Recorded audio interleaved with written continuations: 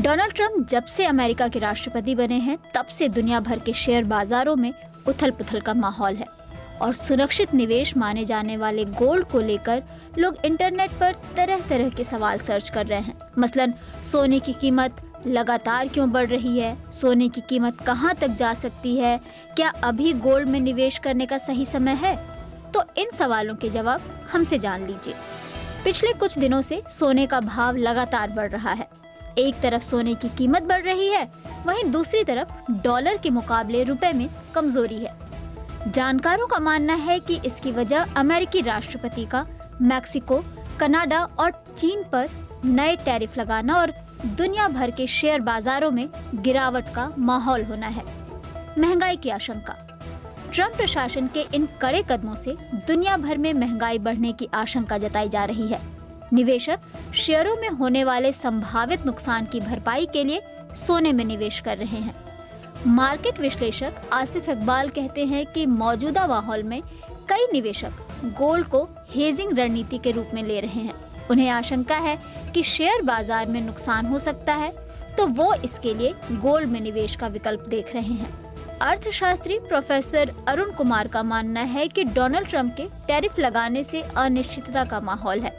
दुनिया में अनिश्चितता होती है तो लोग सुरक्षा चाहते हैं। सोने की मांग बढ़ जाती है तो इस कारण इसके दाम भी बढ़ जाते हैं।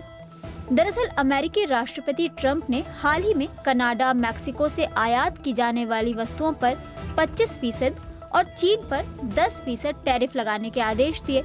हालांकि बाद में ट्रंप ने मैक्सिको और कनाडा पर 25% टैरिफ लगाने की योजना को 30 दिन तक के लिए टालने की बात कही। डोनाल्ड ट्रंप ने चीन को छूट नहीं दी और उन्होंने यूरोपीय संघ पर भी टैरिफ लगाने की बात कही है। हालांकि चीन ने भी जवाबी कार्रवाई करते हुए अमेरिकी सामान पर टैक्स लगाने की बात कही। सोना सुरक्षित निवेश है।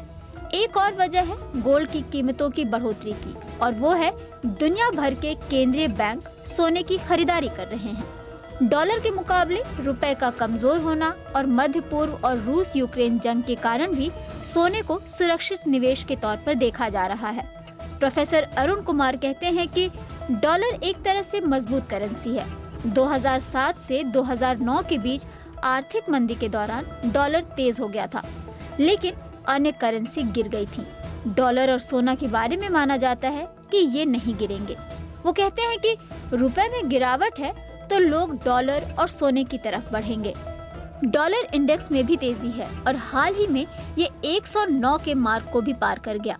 यानी डॉलर का भाव सोने समेत पूरे कमोडिटी बाजार पर असर डाल रहा है। वित्त मंत्री निर्मला सीतारमण ने भी हाल में माना था कि डॉलर के मुकाबले रुपया कमजोर हुआ है, लेकिन उन्होंने ये भी कहा था कि केवल मजबूत हो रहे डॉलर के मुकाबले रुपया कमजोर हुआ है, जबकि मजबूत आर्थिक बुनियाद के कारण अन्य सभी मुद्राओं के मुकाबले स्थिर बना हुआ है। क्या अभी गोल्ड में निवेश करना चाहिए?